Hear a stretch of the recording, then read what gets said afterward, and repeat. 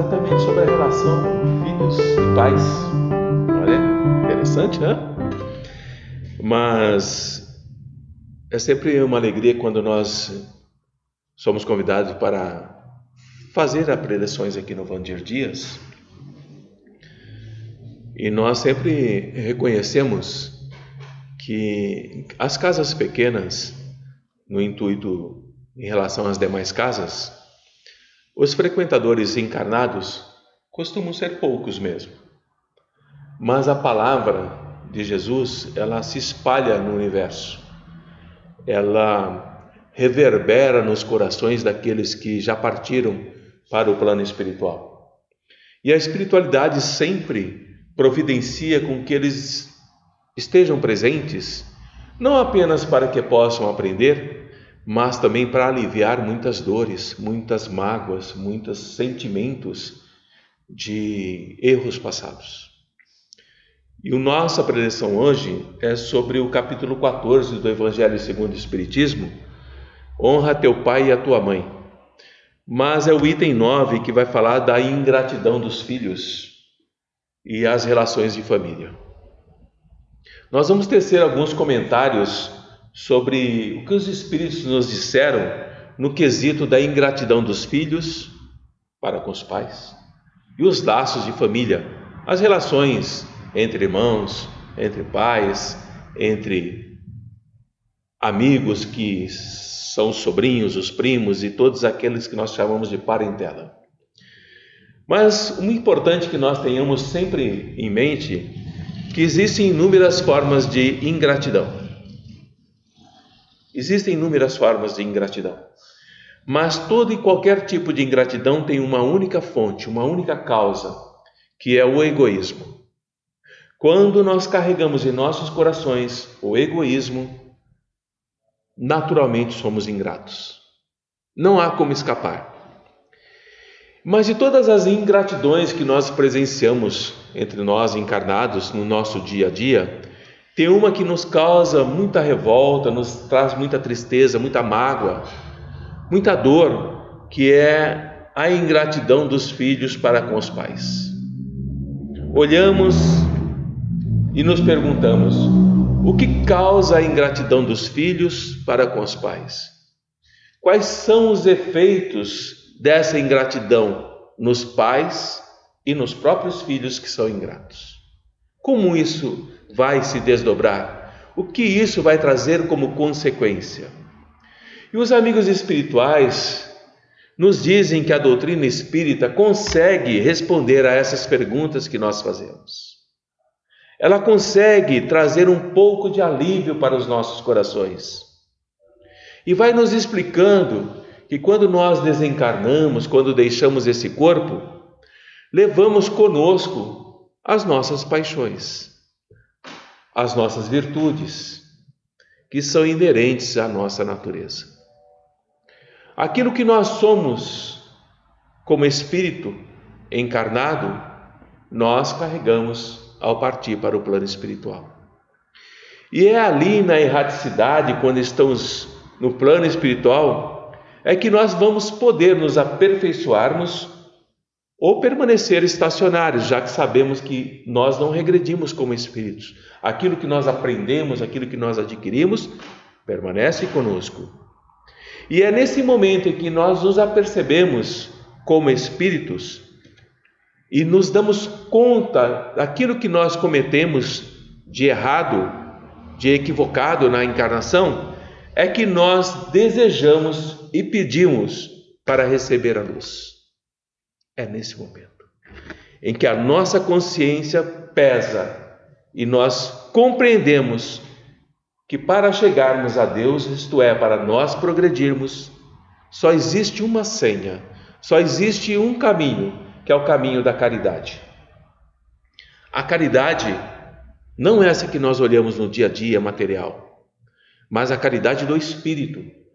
Essa caridade que nós olhamos no dia a dia, ela nos auxilia a compreender os mecanismos da bondade e da caridade. Porque a caridade que nós estamos nos referindo aqui, ela exige algo muito difícil de nós, muito difícil. é esquecer as ofensas, esquecer as injúrias. Porque se nós não esquecermos as ofensas e não esquecermos as injúrias, nós não somos caridosos, não conseguimos ser caridosos. E outra coisa que é muito importante, com o coração cheio de ódio extremo, nós também não temos como praticar a caridade do perdão. Como é que eu vou perdoar alguém que eu odeio? Eu não sou capaz e, portanto, não sou caridoso. É necessário esquecer para perdoar, para que a caridade comece a ser praticada. E como fazemos isso? Na erraticidade. Quando estamos lá como espíritos, procurando um corpo para encarnar. E ali, passando-se os anos, nós ficamos hesitantes, nós vacilamos, porque nós somos agitados por sentimentos contrários. Nós sabemos que temos que reencarnar e precisamos reencarnar, e ficamos orando a Deus, implorando aos bons espíritos que nos deem forças. E após anos de meditações no plano espiritual, nós acreditamos que estamos preparados em espírito para ocupar um corpo que está sendo preparado numa família a quem detestamos. Às vezes, nós vamos ser filhos de inimigos cruéis nossos, ou nós somos inimigos cruéis deles, a quem detestamos profundamente. Mas pedimos aos espíritos superiores a permissão para ocuparmos na terra aquele corpo que está se formando, porque acreditamos que estamos prontos para isso. Eu estou pronto para perdoar e conviver com aqueles que eu odeio. E qual será o nosso procedimento naquela família em que nós vamos nascer? Como é que nós vamos nos comportar?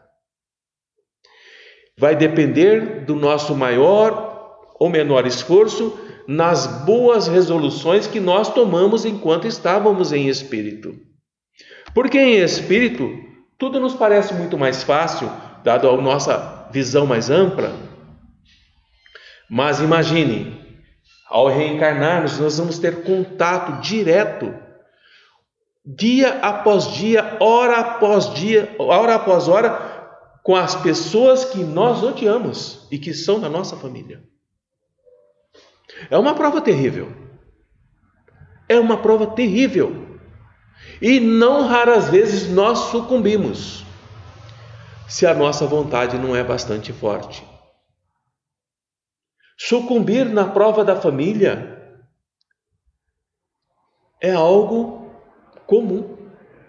Se as nossas boas resoluções não prevalecerem, aqueles membros da família serão nossos inimigos mais uma vez. Mas se elas prevalecerem, eles se tornarão nossos amigos. E nós somos chamados a conviver com eles. E é por isso que nós começamos a entender e a explicar esses ódios, essas repulsões instintivas que nós notamos na parte de certas crianças e que parecem justificáveis. Crianças que odeiam os pais, crianças que odeiam os irmãos, na mais tenra idade. Qual a causa de tanto ódio? Qual a causa de tanta repulsa? Ficamos nos perguntando. Se em pouco tempo já se mostra a diversidade de espíritos e de tendências naquela família, e olhamos e não encontramos nenhuma explicação na atual existência para tanta antipatia. Mas se nós voltarmos o nosso olhar para o passado, aí nós vamos compreender as causas.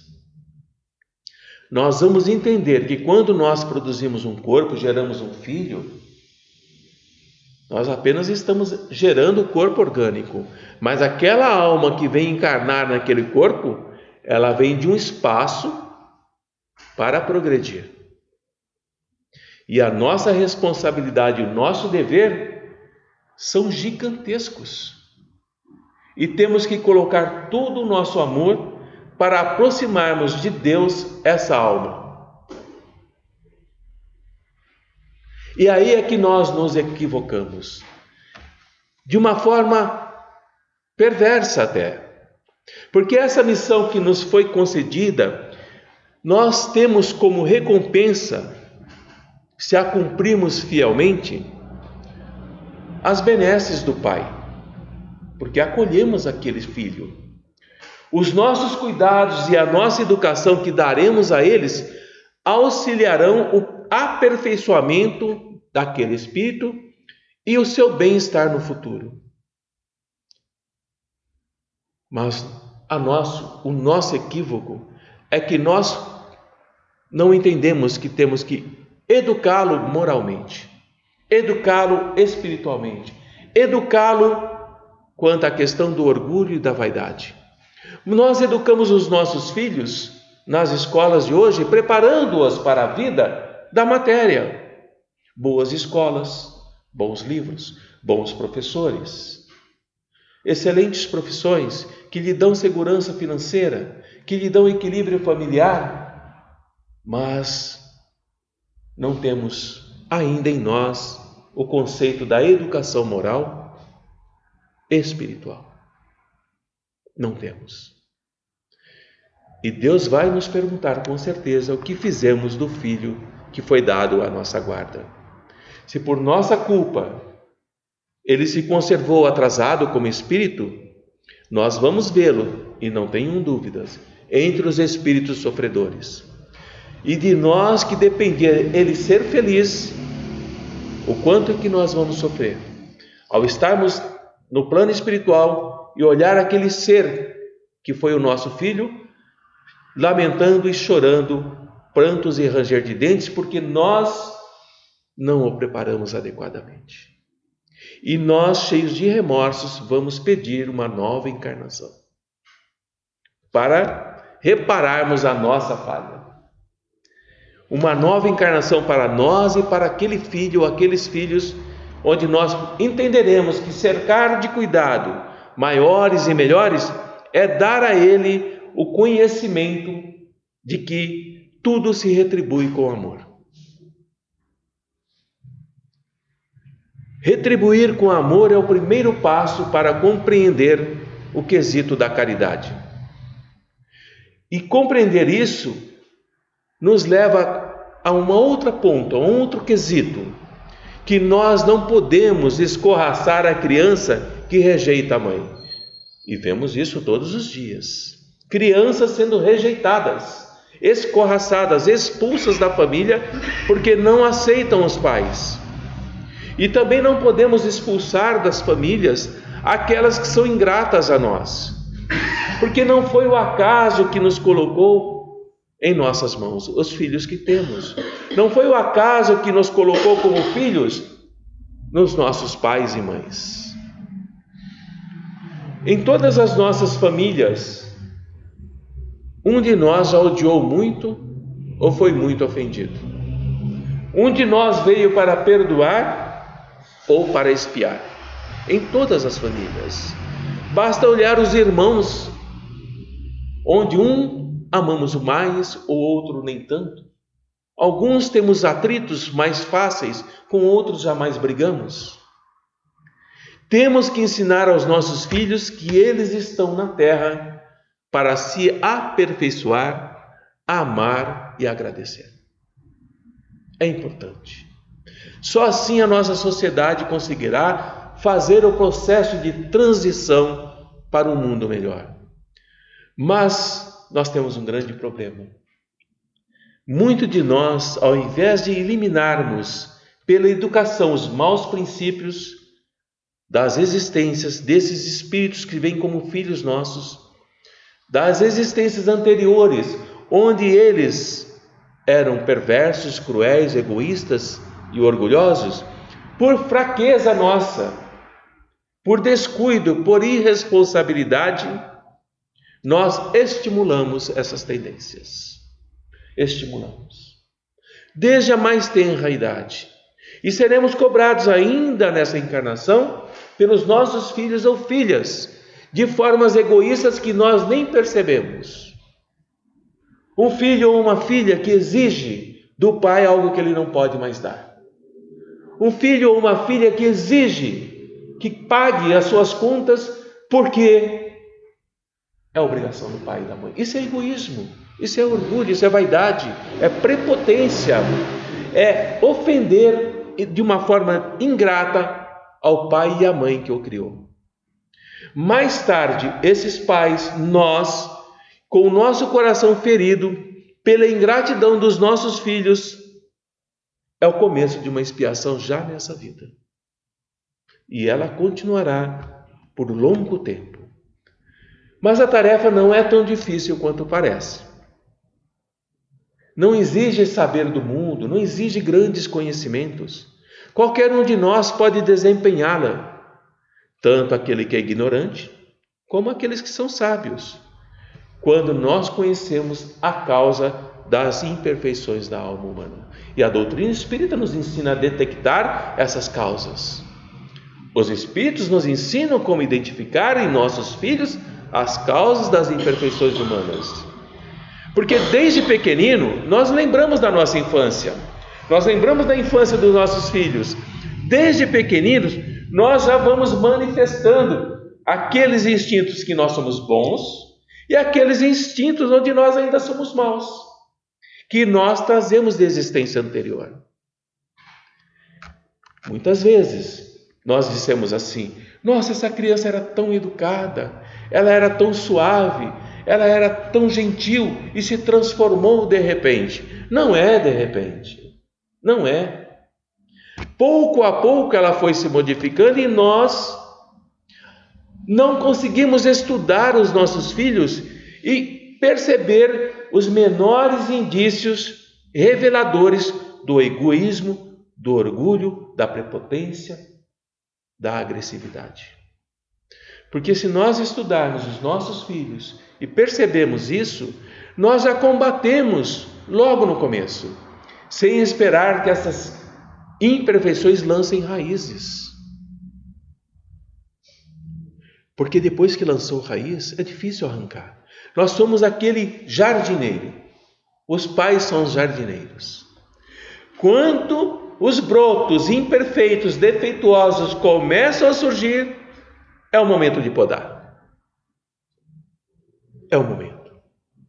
Para que essa planta cresça viçosa, que frutifique, que não dê espinhos, que não maltrate, não magoe aos próprios pais, aos próprios jardineiros. Quando nós deixamos que o egoísmo e o orgulho se desenvolvam, não vamos nos espantar, meus irmãos, porque nós vamos receber o pagamento da ingratidão. Não tem jeito.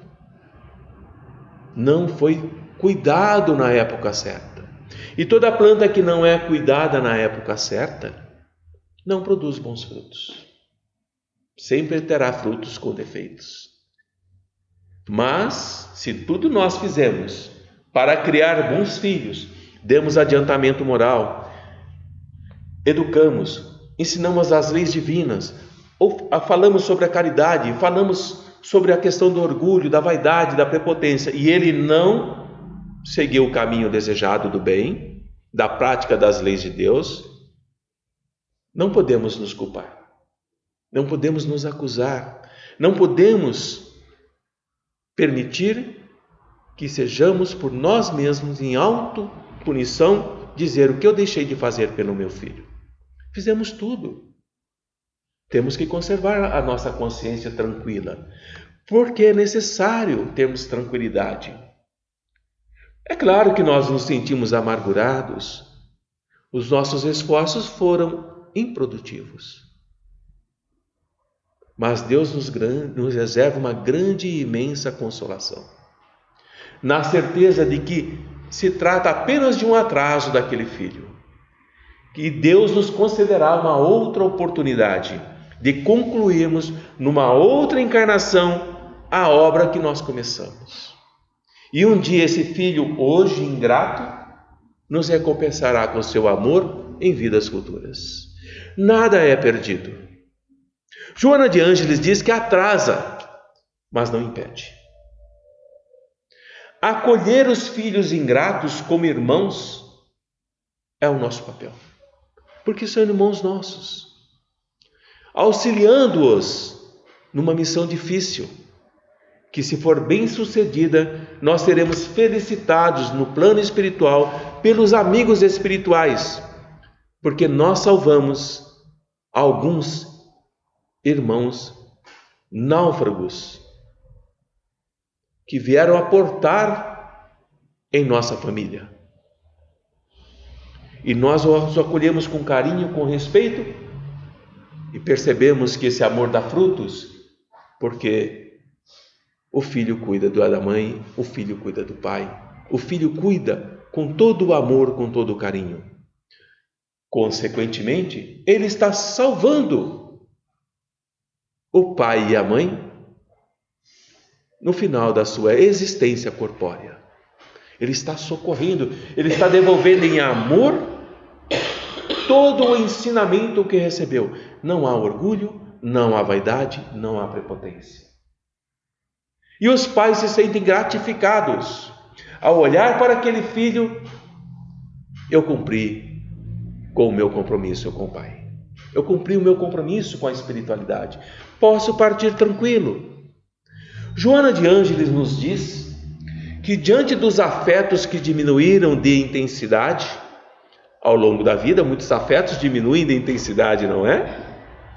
Diante dos comportamentos que se alteraram, quantos comportamentos não se alteram ao longo da existência? Diante das situações que sofreram mudanças, diante dos amigos que fizeram novas opções, diante do entusiasmo que diminuiu ou passou para outra área, quantos de nós nos entusiasmamos com a doutrina espírita e depois arrefecemos, desistimos? Joana de Ângeles continua nos dizendo que, diante dos desafios novos, não podemos nos insurgir pela depressão ou pela violência. Assim é a nossa família. Diante dos desafios novos dos nossos filhos ou dos nossos pais, não podemos nos insurgir pela violência, pela depressão. Temos que aceitar com calma e em paz esses desafios, continuando com os ideais nobres, evoluindo sempre, sem retentivas, com a retaguarda com o nosso passado, nem ansiedades em relação ao futuro.